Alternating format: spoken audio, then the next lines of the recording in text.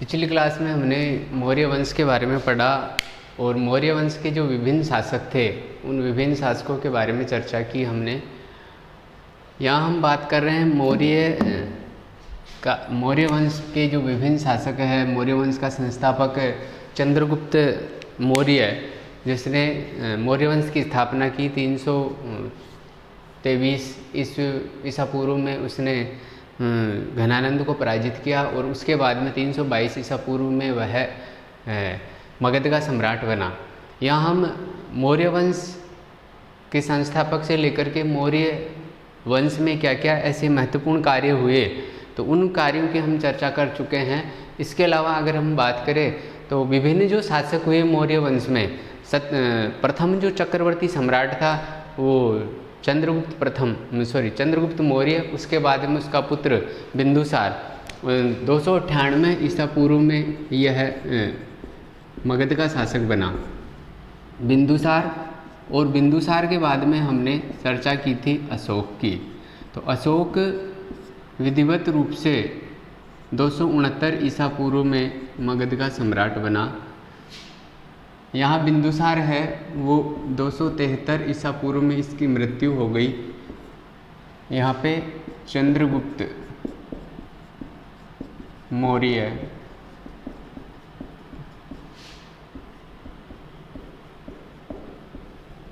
ये चीज़ें हम देख चुके हैं इससे पहले पिछली क्लास में।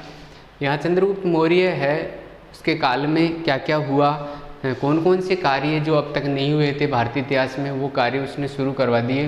इसके अलावा बिंदुसार है, बिंदुसार ने जो विशाल साम्राज्य चंद्रगुप्त अपने पिता से चंद्रगुप्त मौर्य से प्राप्त किया था, उस विशाल साम्राज्य को उसने अक्षुण्ण बनाए रखा, उसको कम नहीं होने दिया। बिंदुसार के काल में 2 विद्रोह हमने देखे कि 2 विद्रोह हुए। एक तक्षशिला में 2 विद्रोह हुए थे, जिसमें पहले अशोक को भेजा उसको दबाने के लिए और फिर उसके बाद में उसने सुसीम को भेजा।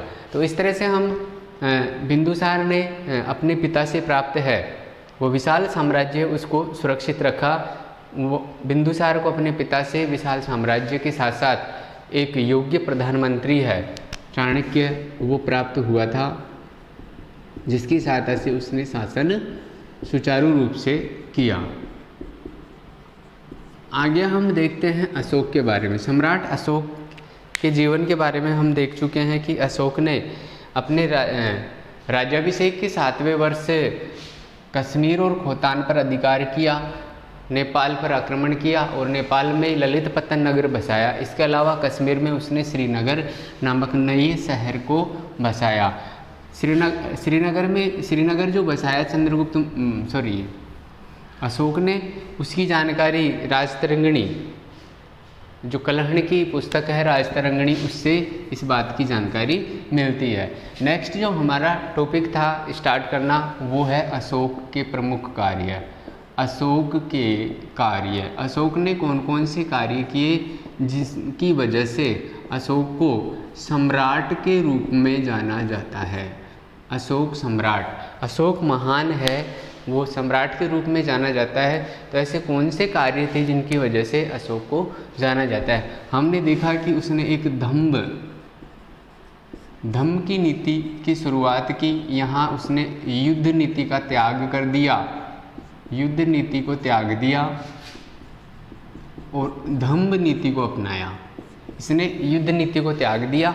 कलिंग युद्ध के बाद में, कलिंग युद्ध जो हुआ अशोक और कलिंग के राजा के बीच में, यह युद्ध 261 ईसा पूर्व में हुआ और इस युद्ध के पश्चात इस युद्ध में लगभग 1 लाख लोग मारे गए और लगभग 1.5 लाख लोग बंदी बना लिए गए थे। तो इस युद्ध की विभीषिका के बाद में, कलिंग युद्ध की विभीषिका के बाद में अशोक ने युद्ध की नीति को त्याग दिया और धम्म की नीति को अपना लिया। इसने जो जनता के जन कल्याण हेतु बहुत सारे कार्य करवाए, जनता की भलाई के लिए अनेक कार्य इसने करवाए। सामाजिक आर्थिक क्षेत्र में भी इसने अनेक कार्य किए, जिसकी वजह से अशोक को जाना जाता है। तो इसमें हम बात करते हैं, इसने कौटिल्य जो पहला जो इसका है कार्य वो है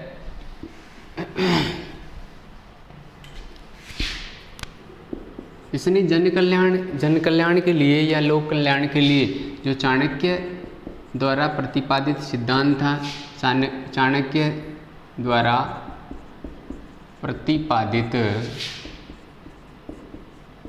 लोक कल्याण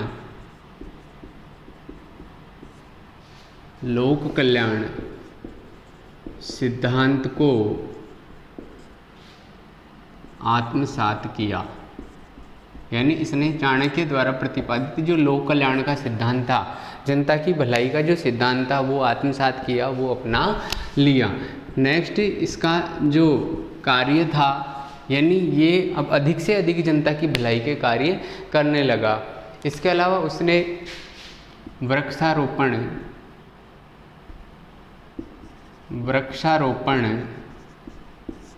सिंचाई, कृषि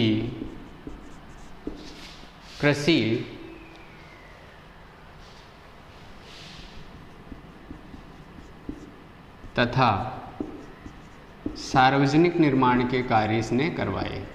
सार्वजनिक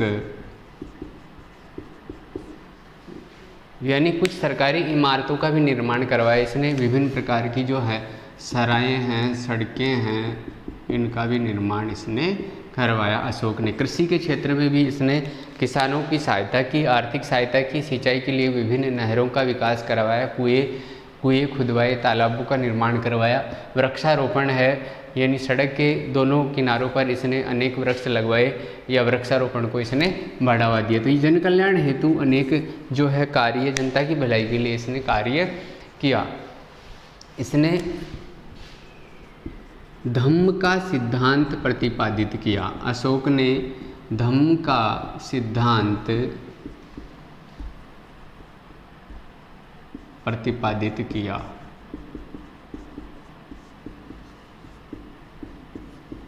धम्म का सिद्धांत प्रतिपादित किया, यानी मनुष्य के जो नैतिक आचरण है उनको धम्म कहा जाता है। मनुष्य नैतिक रूप से अपने आचरणों में सुधार करे और वो गलत कार्य नहीं करे, यही धम्म का सिद्धांत है। तो अशोक ने धम्म का सिद्धांत अपना लिया या धम्म की नीति उसने अपना ली। इस धम्म के सिद्धांत के अकॉर्डिंग राजा, प्रजा और नौकरशाही के लिए संहिता तैयार की। इसने धम्म का सिद्धांत है वो प्रतिपादित किया और इस सिद्धांत के तहत उसने राजा, प्रजा और नौकरशाही, यानी राजा, चाहे राजा हो चाहे कोई ऐसा ही व्यक्ति हो, यानी राजा और उसके जो अधिकारी हैं, उसके कर्मचारी हैं, जो सरकारी कर्मचारी हैं, उनके लिए, नौकरशाहों के लिए और प्रजा के लिए इसने एक संहिता तैयार की, एक कानूनों की पुस्तक, एक कानून का संग्रह किया। यानी इसके अनुसार कि एक कानून की नज़र में सभी, चाहे राजा हो, चाहे प्रजा हो, चाहे अधिकारी हो, सभी उस कानून की नज़र में, कानून के हिसाब से सभी समान है और जो जैसा अपराध करेगा उसको उसकी सज़ा मिलेगी। तो इस तरह से इसने एक संहिता, कानूनों की एक संग्रह है, कानूनों का संग्रह को तैयार किया अशोक ने। चौथा जो इसका कार्य था वो है कि इसने जो सामाजिक, आर्थिक और सामाजिक, अपनी प्रजा को आर्थिक व सामाजिक रूप से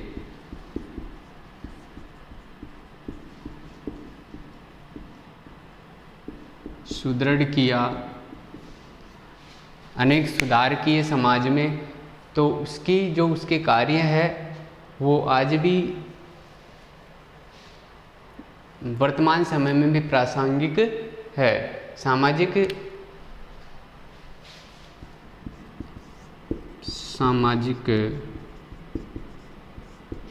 आर्थिक, सांस्कृतिक तथा धार्मिक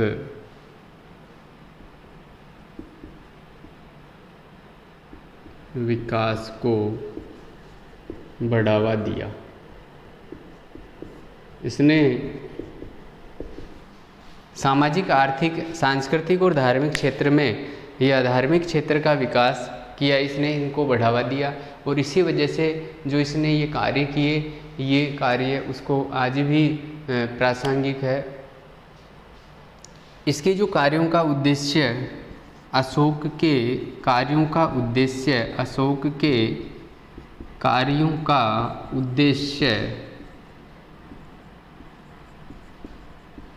उद्देश्य राष्ट्र निर्माण था।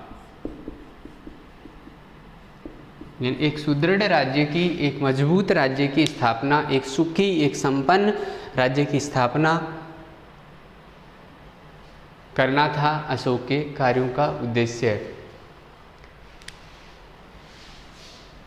अशोक का जो नेक्स्ट कार्य है वो है प्रजा से सीधा संवाद, प्रजा से सीधा संपर्क या संवाद। प्रत्यक्ष रूप से अशोक जनता से संपर्क करता था या मिलता था। तो ऐतिहासिक रूप से प्रथम ये सम्राट था अशोक, जिसने जनता से सीधा संपर्क किया। इसने कहा, अपने अधिकारियों से कहा कि अगर कोई भी व्यक्ति है, प्रतिवेदक है, कोई भी व्यक्ति अगर अपनी समस्या लेकर आता है तो उसको सीधा मेरे पास भेजा जाए। तो इस तरह से इसने प्रजा से या जनता से सीधा संवाद रखा। इसके अलावा जो इसके कार्य है उसमें हम देखते हैं कि धम्म यात्राएं की इसने, धम्म यात्राएं तथा प्रतिवेदकों की नियुक्ति।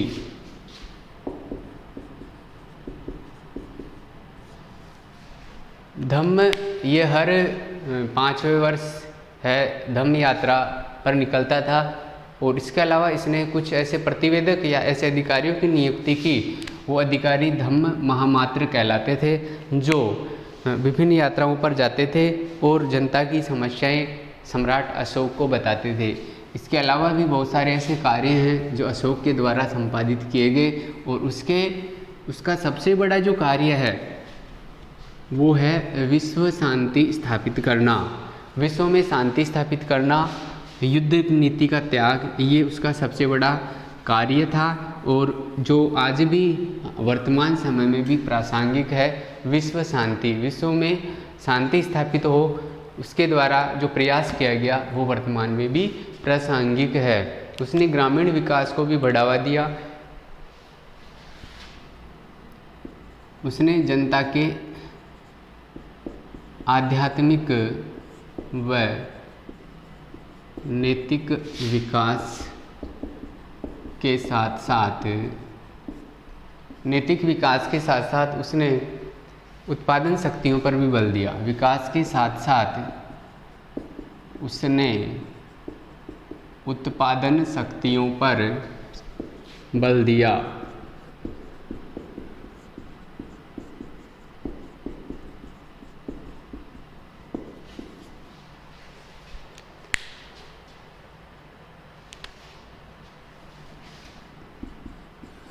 ग्रामीण विकास को अपना ध्येय बनाया तथा उसके द्वारा लगभग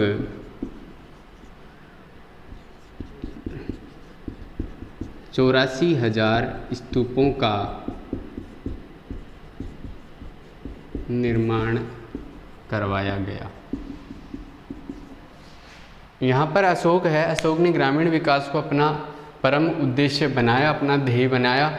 और ऐसा कहा जाता है उसके बारे में कि उसने युद्ध के पश्चात, कलिंग युद्ध के पश्चात में बौद्ध धर्म को अपना लिया था, बौद्ध धर्म का अनुयायी बन गया ये। और यहाँ पर बौद्ध धर्म के जो स्तूप है, बौद्ध धर्म से संबंधित जो स्थल होते हैं, समाधि स्थल, वो इसने 84,000 जो स्तूप है उनका निर्माण अशोक ने करवाया।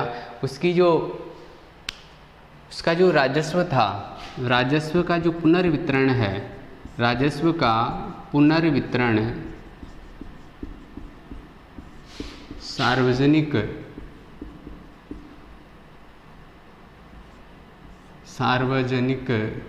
हित में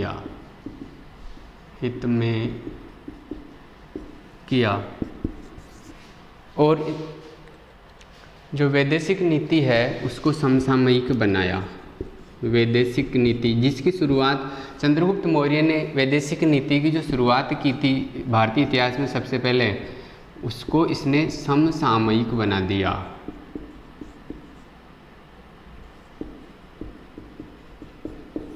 तो इस तरह से अशोक ने विदेश नीति को महत्वपूर्ण बनाया। राजस्व जो इकट्ठा होता था, एकत्रित होता था राजस्व, उस राजस्व का पुनर्वितरण दोबारा जो वितरण किया वो सार्वजनिक हित में किया अशोक ने। और इसने बोधिसत्वों के लिए 84,000 स्तूपों का निर्माण करवाया। ग्रामीण विकास को यह इसने अपना प्रमुख उद्देश्य बना लिया। जनता के आध्यात्मिक और नैतिक उत्थान के साथ साथ उसने उसके उत्पादन शक्तियाँ हैं उन पर भी इसने बल दिया, जोर दिया। और सबसे जो महत्वपूर्ण है वो है धार्मिक सहिष्णुता। इसने धार्मिक सहिष्णुता का पाठ दिया और ये धार्मिक सहिष्णुता वर्तमान में भी प्रासंगिक है। धार्मिक सहिष्णुता का जो संदेश है वर्तमान में प्रासंगिक है। धार्मिक सहिष्णुता, और धार्मिक सहिष्णुता का अर्थ होता है कि सभी धर्मों का सम्मान करना। अशोक के राज्य का एक पारंपरिक जो है वो धर्म नहीं था, इसलिए खुद बौद्ध अनुयायी था, लेकिन इसने जनता को धार्मिक सहिष्णुता का पाठ पढ़ाया। तो ये वर्तमान में ये प्रासंगिक है, धार्मिक सहिष्णुता। तो सबसे महत्वपूर्ण इसके जो कार्य था वो था धार्मिक सहिष्णुता। समान नागरिक संहिता तथा दंड संहिता का निर्माण। कानून के हिसाब से कानून की नज़र में सभी लोग एक समान है और जो जैसा अपराध करता है, चाहे कोई कैसा व्यक्ति हो, उसको उसी के हिसाब से दंड का वो अधिकारी होगा। तो इस तरह से एक संहिता का निर्माण अशोक के द्वारा किया गया। नेक्स्ट हम देखते हैं, इसमें अशोक के ये कार्य देख रहे हैं, इसके बाद में हम देखते हैं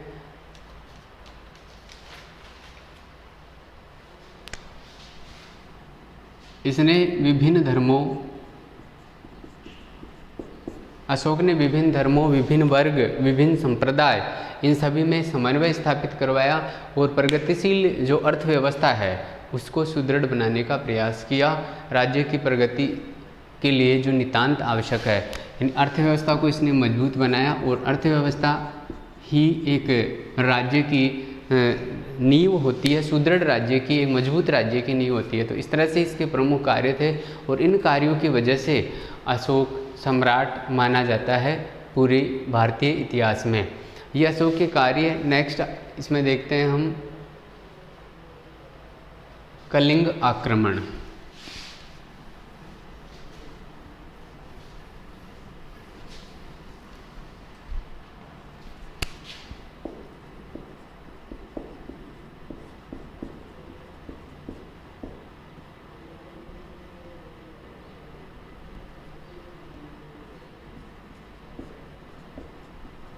कलिंग आक्रमण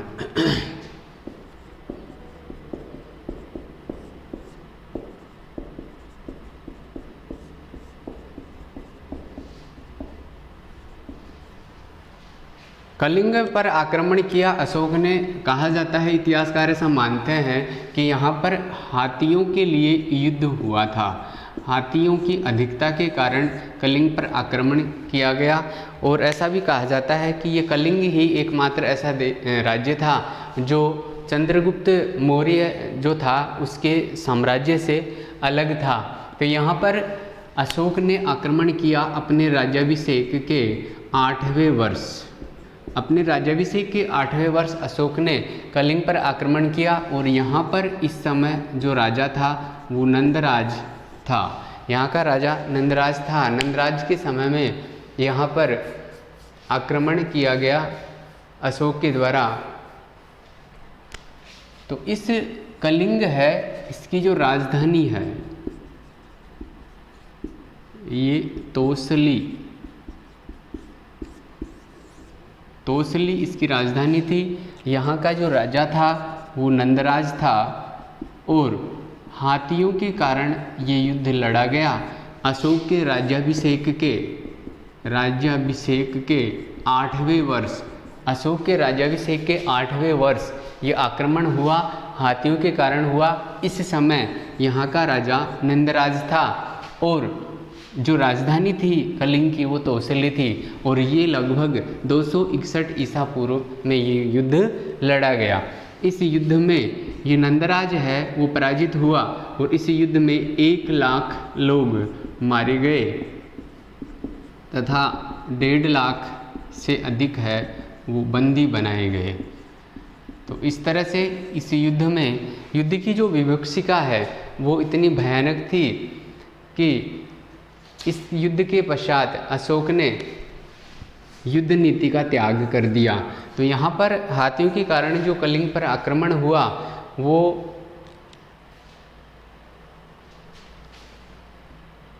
जिसका समापन है अशोक की युद्ध नीति का भी त्याग हुआ।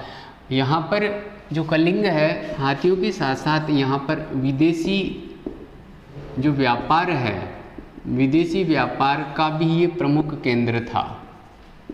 विदेशी व्यापार का प्रमुख केंद्र था कलिंग। इस कारण भी ये 2 कारण माने गए हैं, एक तो विदेशी व्यापार का प्रमुख केंद्र और दूसरा है हाथी प्राप्त करने के लिए भी यहाँ पर आक्रमण किया गया सम्राट अशोक के द्वारा। नेक्स्ट इसमें हम बात करते हैं कि इसने इस युद्ध के पश्चात जो उपगुप्त नामक एक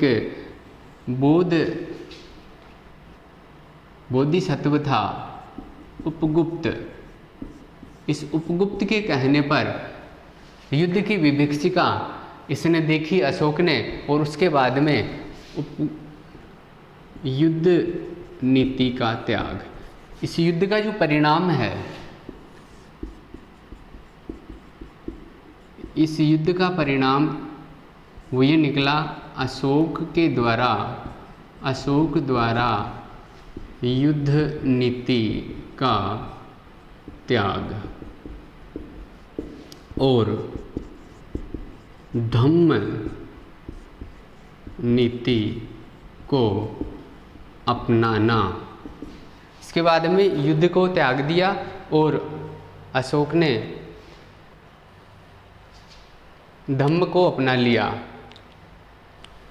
इसके बाद में हम देखते हैं कि अशोक के बाद में और भी अनेक शासक हुए, जैसे कुणाल है, संप्रति है, दशरथ है, जालोक है। ऐसे बहुत सारे लगभग 10 शासक बताए जाते हैं इतिहास में कि 10 शासक हुए अशोक के बाद में। और जो 10वां शासक था, 10वां और अंतिम जो शासक था मौर्य वंश में वो था बृहद्रथ। बृहद्रथ था एक कमज़ोर शासक था और इस कमज़ोर शासक की हत्या उसके अमात्य, उसके एक मंत्री है, उस मंत्री के द्वारा कर दी गई और उस मंत्री का नाम था पुष्यमित्र शुंग। तो यहाँ पर मौर्य वंश की समाप्ति हो जाती है। अशोक के पश्चात जो शासक बना वो है जालोक। फिर आता है संप्रति। यहाँ पर संप्रति है, दशरथ है, आदि बहुत से लगभग 10 शासक बताए गए हैं। ये 10 शासक हुए शालिशुक,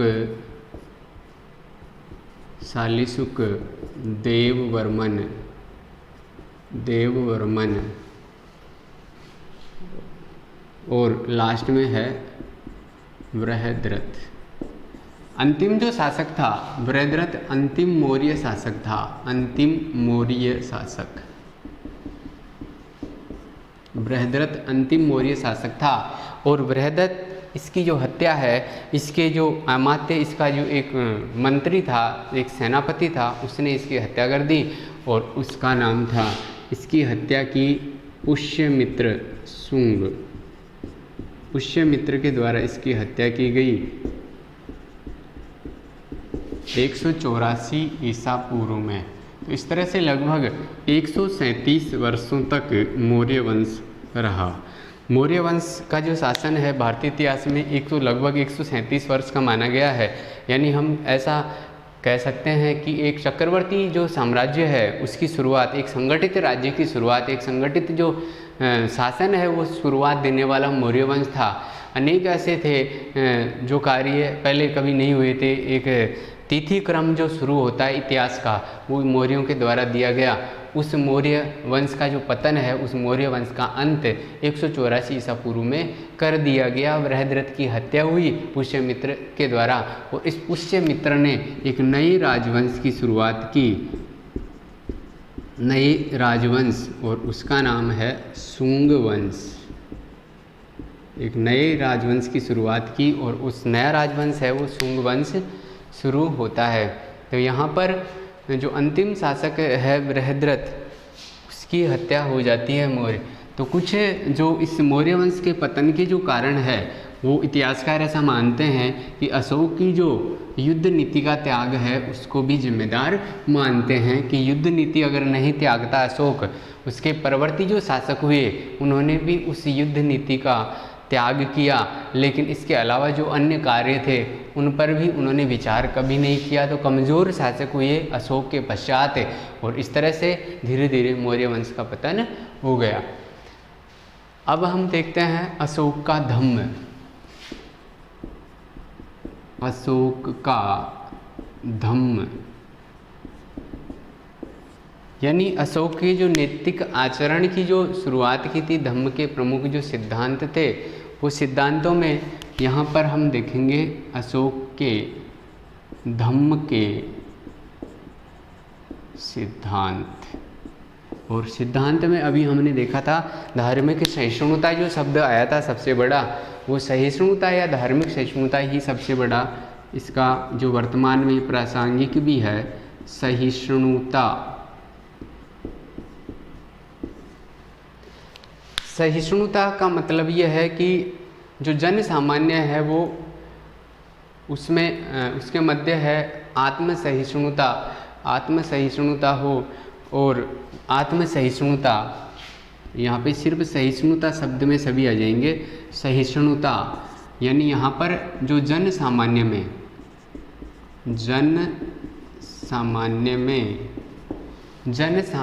सहिष्णुता, आत्म सहिष्णुता, जन सामान्य के मध्य आत्म सहिष्णुता। ये आत्म सहिष्णुता का मतलब यहाँ पे यह है कि विचारों में, धर्म में, और धर्म के अलावा है वो है आस्था। इस आत्म सहिष्णुता का अभिप्राय यह है कि विचारों में सहिष्णुता, धर्म में, और इसके अलावा धर्म के अलावा यहाँ पर विचार आस्था। सबकी अलग अलग आस्थाएं होती है, अलग अलग, कोई किसको मानता है, कोई किसको मानता है। धर्म है सबका अलग अलग धर्म होता है। तो यहाँ पर जो मूल बात अशोक ने बताई कि हर व्यक्ति स्वतंत्र है अपना धर्म मानने के लिए, अपनी अपनी आस्थाएं अलग अलग होती है। यहाँ पर उस पर किसी प्रकार की बंदी से ने अपने विचारों के लिए, विचार प्रकट करने के लिए भी व्यक्ति स्वतंत्र होता है। तो यहाँ पर आत्म सहिष्णुता या सहिष्णुता की जो बात कही वो धम्म के सिद्धांत के अंतर्गत आती है। दूसरा इसने जो सिद्धांत दिया वो सिद्धांत था अहिंसा का, और ये अहिंसा का जो सिद्धांत है ये भी वर्तमान में प्रासंगिक है। यानी अगर हम बात करें कि अहिंसा की बात सबसे पहले अशोक ने की, अशोक ने की सबसे पहले, तो वर्तमान में प्रासंगिक है अहिंसा शब्द।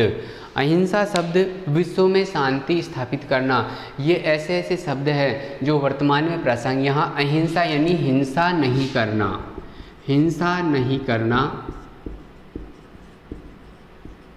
किसी भी जीव के प्रति हिंसा नहीं करना, ये अहिंसा है। तो अहिंसा का पाठ सबसे, अहिंसा की जो बात है सबसे पहले अशोक ने बताई।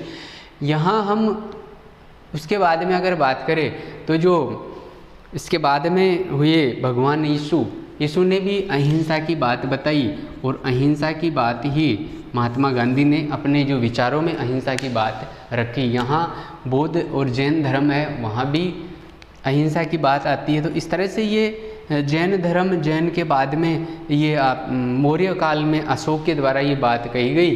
उसके बाद में यीशु ने कही, यीशु के बाद में भी कई ऐसे संत हुए जिन्होंने अहिंसा की बातें बताई। तो हिंसा नहीं करना, जीव के प्रति दया करना, सभी जीवों के प्रति दया, यहाँ पर है सभी जीवों के प्रति दया।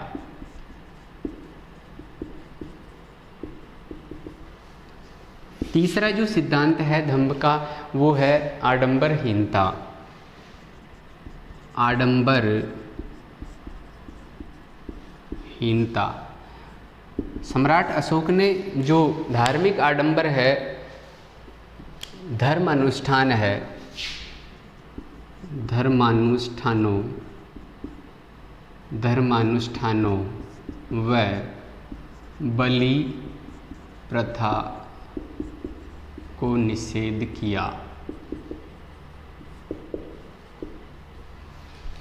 इसने आडंबरहीनता, झूठे जो धर्म के नाम पर जो कर्मकांड होते थे, झूठे अनुष्ठान कर्म धर्म के नाम पर, और बलि प्रथा है, बलि दी जाती थी धर्म के नाम पर, इन सब को इसने रोक लगाई, इन पर प्रतिबंध लगाया।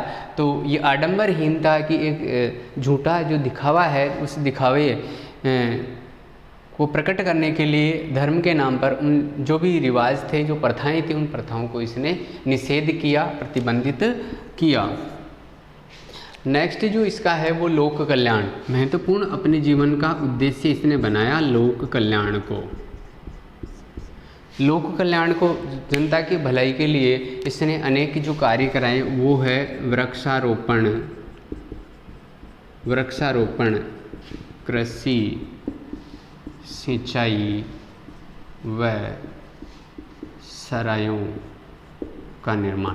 यानी इसने अधिक से अधिक जनता को उसका लाभ मिले, फायदा मिले, इसके लिए उसने कृषि के क्षेत्र में, इसके अलावा वृक्षारोपण, सिंचाई और जो विभिन्न सार्वजनिक स्थान थे उन वहाँ पर इसने सरायों का निर्माण करवाया। नेक्स्ट जो सिद्धांत था वो था श्रेष्ठ पवित्र नैतिकता। हमें अपने जो आचरण है उनको पवित्र रखना है, आचरणों को पवित्र रखना ये श्रेष्ठ है। अपने नैतिक जो आचरण है, नैतिकता है, उनको पवित्र रखना, और ये पवित्र रखना ही धम्म कहलाता है। यानी ये धम्म का जो दूसरा रूप है वो पवित्र, श्रेष्ठ पवित्र नैतिकता है। श्रेष्ठ नैतिक पवित्र आचरण, सदाचार और सत्यवादिता। श्रेष्ठ नैतिक आचरण, पवित्रता और स्पष्टवादिता, ये पवित्र नैतिकता के ही उदाहरण है और इन पर इसने बल दिया अशोक ने। इसके बाद में हम बात करते हैं अशोक का धम्म। धम्म क्या था अशोक का? धम्म की बात करें यहाँ पे तो ये 5 जो सिद्धांत है धम्म के, धम्म को अगर परिभाषित करना हो, धम्म को अगर परिभाषित करना है तो धर्म है क्या कि ये जो नैतिक आचरण है इनका पालन करना ही धम्म कहलाता है। तो यहाँ पर अगर धम्म को परिभाषित करना, पहले हम देखते हैं कि धम्म के जो सिद्धांत, पहला सहिष्णुता, जन सामान्य में आत्म सहिष्णुता को इसने बल दिया। आत्म सहिष्णुता का अर्थ होता है विचारों, धर्म और आस्थाओं में सहिष्णुता, ये सहिष्णुता के ही रूप हैं।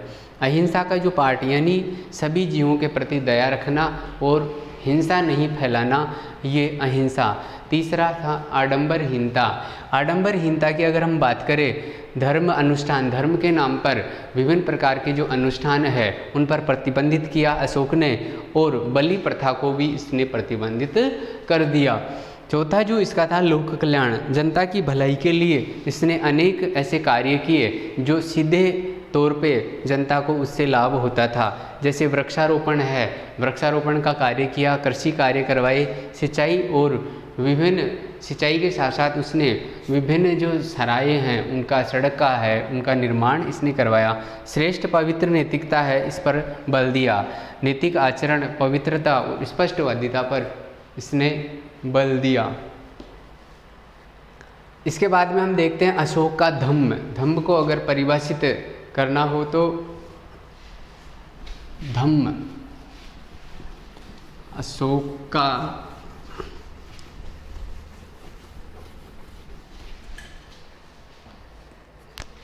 धम्म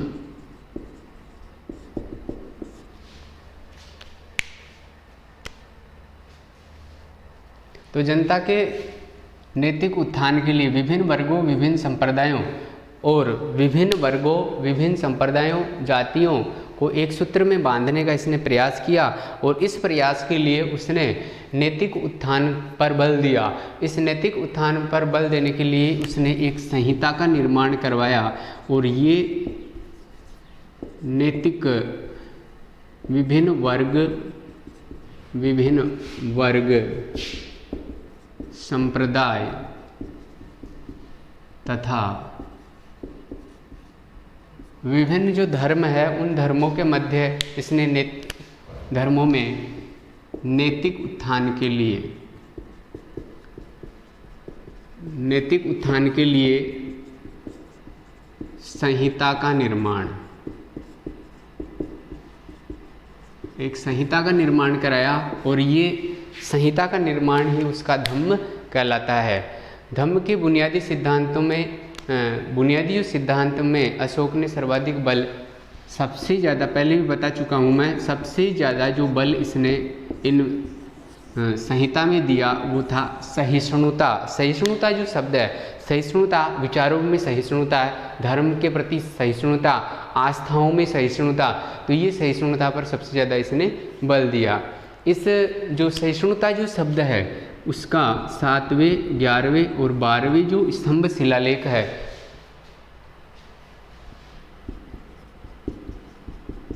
इसमें उल्लेख है, शिलालेख में इस सहिष्णुता शब्द का उल्लेख किया गया है। और इसके अलावा दूसरा जो लघु शिलालेख है वह तथा द्वितीय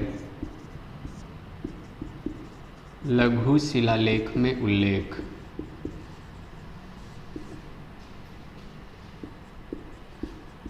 सहिष्णुता शब्द का उल्लेख बार बार अशोक करता है। 7वें, 11वें, 12वें और दूसरे लघु शिलालेख में इस सहिष्णुता शब्द का उल्लेख मिलता है। इसमें जो सहिष्णुता शब्द है, इसके अलावा इसने माता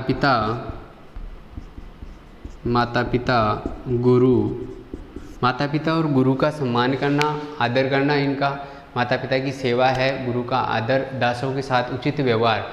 ये अगर कोई दास भी है हमारे तो उन दासों के साथ भी उचित व्यवहार करना चाहिए। धर्मसार की वृद्धि और वाक संयम तथा समवाय पर, वाक संयम, माता पिता की सेवा, गुरु का आदर,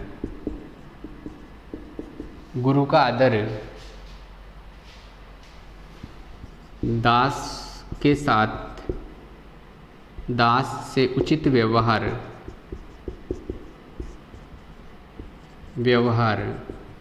वाक संयम तथा समवाय पर बल दिया इसने।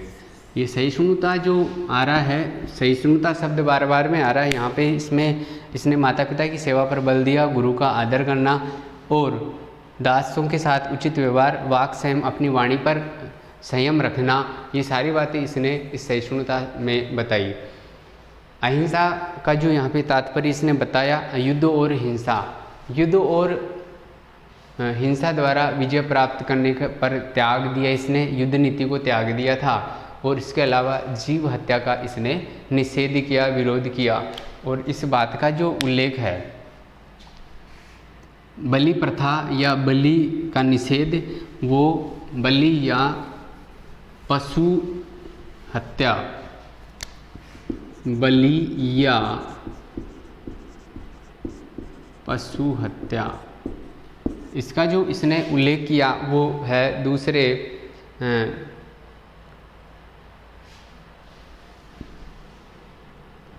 प्रथम व 11वें शिलालेख में, और एक है 5वां जो स्तंभ लेख है तथा 5वें स्तंभ लेख में उल्लेख। तो इसने सहिष्णुता जो शब्द है उसका हमने देखा था 7वां, 11वां और 12वां। इसके अलावा जो दूसरा जो स्तंभ लेख था उसमें हमने देखा कि सहिष्णुता शब्द पर बल दिया अशोक ने। इसके अलावा यहाँ पर बलि प्रथा या पशु हत्या है उसको भी निषेध किया इसने, और इस बात की जानकारी इसने अपने अभिलेखों के माध्यम से करवाई। तो वो पहला और 11वां शिलालेख है तथा 5वां जो स्तंभ लेख है उसमें इसने पशु हत्या को निषेध किया, पशु हत्या को निषेध किया। इम्पोर्टेंट बात यहाँ आती है कि भारतीय इतिहास में अशोक द्वारा सर्वप्रथम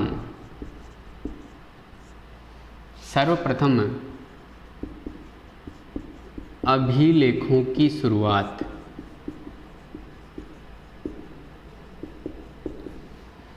अशोक द्वारा सर्वप्रथम अभिलेखों की शुरुआत की गई भारतीय इतिहास में, ये इम्पोर्टेंट बात है। और यहाँ पर जो ईरान का शासक था दारा, ईरान शासक दारा से प्रभावित होकर के इसने अभिलेख लिखवाना शुरू किया था। तो अशोक का महत्वपूर्ण कार्य था कि अपनी उपलब्धियों को अभिलेखों पर लिखवाना, या इसके अलावा हम ये भी कह सकते हैं कि जो कार्य उसके शासनकाल में हुए, किसी राजा के शासनकाल में जो कार्य हुए उन कार्यों की जानकारी हमें अभिलेखों के एक विश्वसनीय जो स्रोत है इतिहास के वो अभिलेख माने गए हैं। तो इन विश्वसनीय स्रोतों की जो शुरुआत है वो भी भारतीय इतिहास में अशोक के द्वारा की गई। और अशोक ईरान के शासक दारा से प्रभावित था और उससे प्रभावित होकर के उसने अभिलेख लिखवाने की शुरुआत की थी।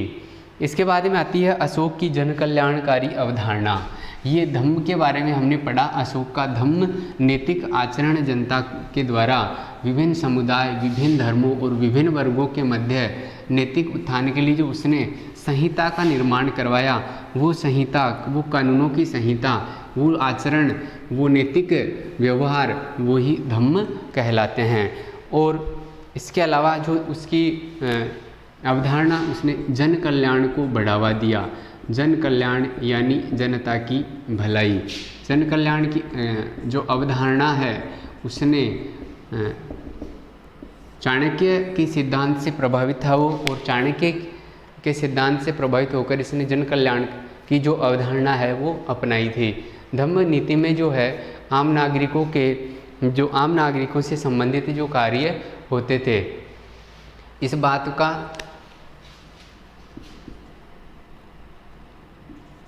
दूसरे शिलालेख और 7वें स्तंभ लेख में इसकी जानकारी है। जन कल्याण से संबंधित जो अवधारणा है उसका उल्लेख दूसरे शिलालेख और 7वें स्तंभ लेख में ये जानकारी देते हैं। हम पहले भी देख चुके हैं कि इसने वृक्षारोपण का कार्य किया, जन कल्याण से संबंधित कार्य था ये। विभिन्न सरायों का निर्माण करा, सिंचाई के क्षेत्र में इसने बहुत अच्छे कार्य करवाए, वृक्षारोपण है, कृषि के क्षेत्र में है, विभिन्न प्रकार की सड़कें बनवाना, सरायों का, सड़क के किनारे किनारे सरायों का निर्माण, विभिन्न वर्तमान में हम उनको धर्मशालाएँ कह सकते हैं, तो उनका निर्माण भी अशोक ने जन कल्याण के कार्यों, जन कल्याण की भलाई के लिए ऐसा कार्य उसने किए। नवे शिलालेख में उसने नवे शिलालेख में आडंबरहीनता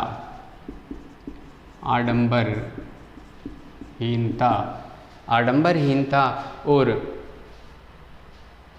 अंधविश्वासों का विरोध, अंधविश्वासों का विरोध नवे शिलालेख में उसने लिखा कि आडंबर जो झूठे धर्मानुष्ठान होते हैं, अंधविश्वास है, उनको नहीं मानना चाहिए, उनका विरोध करता है। जो प्रथम शिलालेख है उसमें धम्म यात्राएं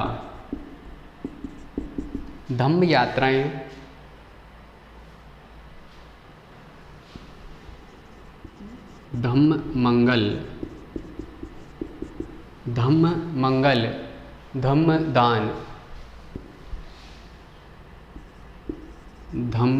दान आदि कार्य किए। यानी धम्म की प्राप्ति के लिए, यहाँ ये धम्म की प्राप्ति के लिए इसने विभिन्न प्रकार की धम्म यात्राएं, धम्म मंगल और धर्म दान आदि कार्य करवाए। ये धम्म की प्राप्ति के लिए, इस बात का उल्लेख अशोक ने अपने प्रथम शिलालेख में दिया। अशोक के द्वारा कुल 14 शिलालेख है, वो उनका लिखवाए गए। 7 लघु शिलालेख है, उनका निर्माण करवाया गया। इसके अलावा दूसरे स्तंभ में उसके जो दूसरा स्तंभ लेख है, दूसरे स्तंभ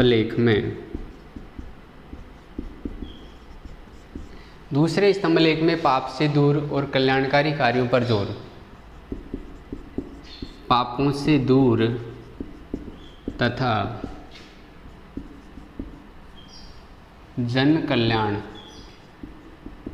कल्याण के कार्य, ये कार्य किया गया।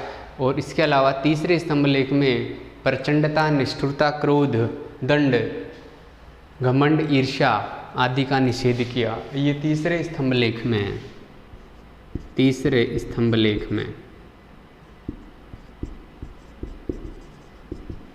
क्रोध, घमंड, ईर्ष्या, प्रचंडता, निष्ठुरता, ईर्ष्या आदि का निषेध किया। अशोक ने अपने तीसरे स्तंभ लेख में लिखा कि क्रोध, घमंड, प्रचंडता, निष्ठुरता और ईर्ष्या आदि है, उनका निषेध होना चाहिए, उनका निषेध करना। तो इसने इन पर प्रतिबंध लगाया कि व्यक्ति को क्रोध, घमंड, प्रचंडता, निष्ठुरता और ईर्ष्या नहीं करनी, एक दूसरे से ईर्ष्या नहीं करनी चाहिए। तो इस तरह से धम्म जो है, अशोक ने धम्म को अपनाया। तो कुछ इतिहासकार है वो इसके धम्म को विभिन्न नाम देते हैं। यहाँ फ्लीट महोदय है, फ्लीट महोदय ने इसको राजधर्म घोषित किया, राजधर्म बताया कि ये धम्म उसका राजधर्म था। तो फ्लीट जो महोदय है, यहाँ फ्लीट इसको कहता है राजधर्म। फ्लीट ने धम्म को राजधर्म कहा। और इसके अलावा जो राधा कुमुद मुखर्जी है, राधा कुमुद मुखर्जी, ये इनको सार्वभौम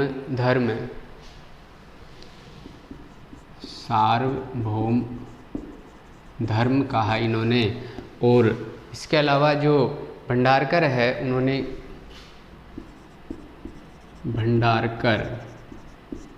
इन्होंने इसको कहा उपासक बौद्ध धर्म। इस तरह से अशोक का जो धम्म था, उस धम्म को फ्लीट महोदय राजधर्म कहते हैं। राधा कुमुद मुखर्जी इसको सार्वभौम धर्म कहते हैं, जबकि भंडारकर ने इसको उपासक बौद्ध धर्म की संज्ञा दी है। तो विभिन्न विद्वानों के द्वारा धम्म की संज्ञा दी गई विभिन्न इस तरह से अशोक का धम्म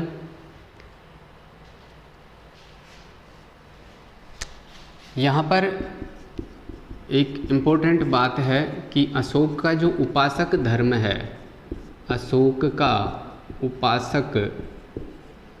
उपासक धर्म वो बौद्ध था,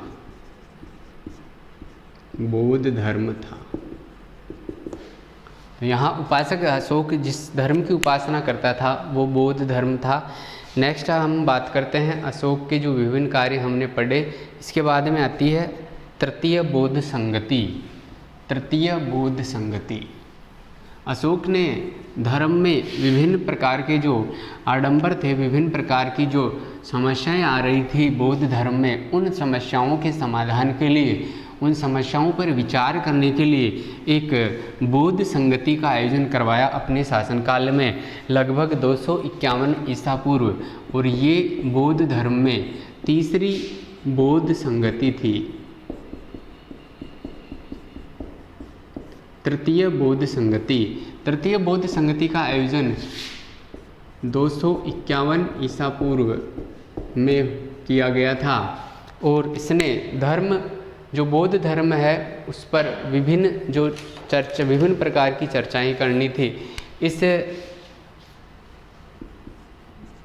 बात की जानकारी दीपवंश, महावंश जो बौद्ध ग्रंथ हैं उनसे जानकारी मिलती है, दीपवंश और महावंश ग्रंथों से, कि अशोक के द्वारा तृतीय बौद्ध संगति का आयोजन पाटलिपुत्र में करवाया गया। पाटलिपुत्र में तृतीय बौद्ध संगति स्थान है, शासक में आ जाएगा अशोक, और वर्ष है वो 251 ईसा पूर्व। यहाँ पर अध्यक्षता की बात करें तो मोगलीपुत्तिस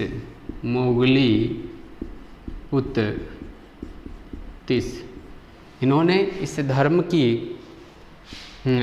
धर्म संगति थी तृतीय बौद्ध संगति, इस बौद्ध संगति का अध्यक्षता की मोगलीपुत्तिस ने। और इसमें जो उद्देश्य इस बौद्ध संगति का था धार्मिक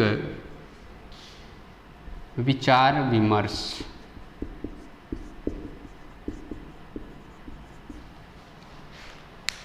तो सम्राट अशोक के शासनकाल लगभग 251 ईसा पूर्व में अशोक ने अपनी राजधानी पाटलिपुत्र में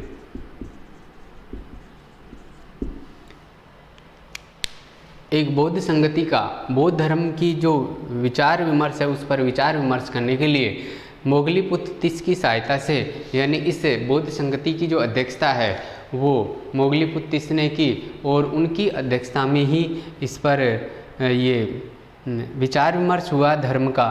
तो इस तरह से तृतीय बौद्ध संगति, बौद्ध धर्म में कुल 4 बौद्ध संगतियाँ हुई थी, 4 बौद्ध संगतियाँ। हमने 11th क्लास में भी इन बौद्ध संगति विभिन्न डिटेल से पढ़ चुके हैं बौद्ध धर्म के बारे में। तो 4 बौद्ध संगतियाँ हुई और उसमें चारों के बारे में हमने डिटेल पढ़ी। तीसरी जो बौद्ध संगति हुई सम्राट अशोक के शासनकाल में हुई थी।